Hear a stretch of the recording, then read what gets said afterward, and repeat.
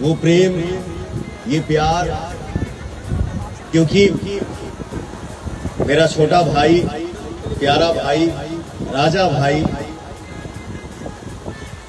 और हम सब के देसी स्टार, सुपरस्टार मेरा छोटा भाई समर सिंह यहाँ पे बैठे हुए हैं।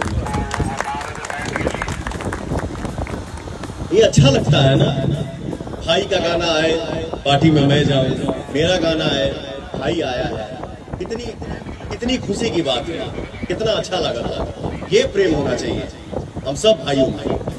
तो दुनिया की कोई भी लड़ाई हम लोग लड़ सकते हैं, अकेले कोई कुछ नहीं कर सकता है। हम सब भाई मिल के रहेंगे, आपस में लड़ल जाए तो फिर आगे कहां से बढ़ल जाएगी।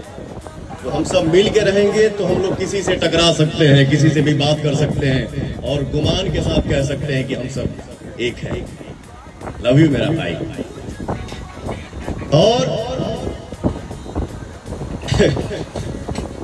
महंत ब्रिजमोहन दास जी